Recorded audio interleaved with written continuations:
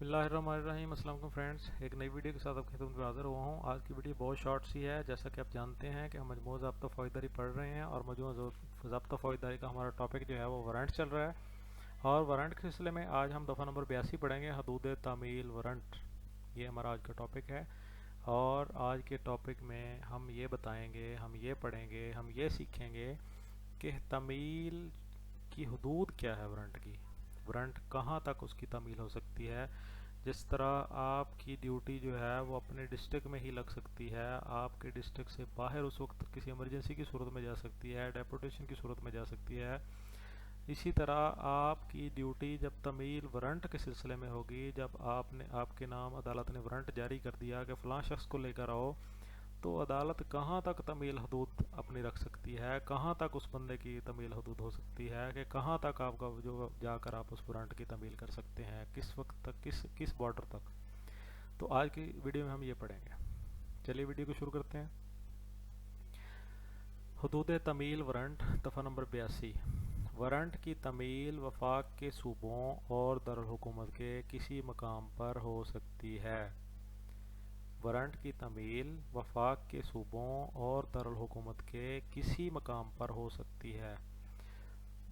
इसमें फ्रेंड्स ये है कि वारंट की तमील वफाक के सूबों और दारुल हुकूमत के किसी मकाम पर हो सकती है। अब आपका जो कंट्री है, अब हमारा जो कंट्री है उसके अंदर कौन कौन से सूबे हैं और कौन 4 सूबे पाए जाते हैं। उसके अलावा दीगर जो सूबे हैं या दीगर जो चीज़ें हैं, उसमें फाटा था, उसमें इस्लामाबाद है, उसमें कैपिटल है। जो भी मतलब आपके कंट्री का, आप किसी और कंट्री से हैं, पाकिस्तान से नहीं है, तो वहाँ के लिए ये है। अगर आप इंडिया से हैं, बांग्लादेश से हैं, तो आपके लिए ये है कि आपके कंट्री के जो प्रोविंसेस हैं उनके अलावा जो आपकी कंट्री का जो कैपिटल है, गवर्नमेंट का जो घर है, दारुल हुकूमत है, वहाँ पर भी पूरे कंट्री में, दूसरे अल्फाज में अगर कहा जाए कि सारे सूबों में और वफाकी दारुल हुकूमत में, और या यूं कह लिया जाए कि पूरे मुल्क में वारंट की तमील का जो तमील है जो पूरे मुल्क में किसी भी मकाम पर हो सकती है।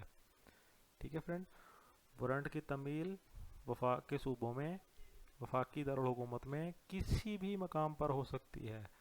मतलब आप अपने डिस्ट्रिक्ट से वारंट लेके निकले हैं, आपने जाके सुबह सिंध में जाके, आप पंजाब से निकले हैं, सिंध में जाके आपने गिरफ्तार करना है तो आप कर सकते हैं।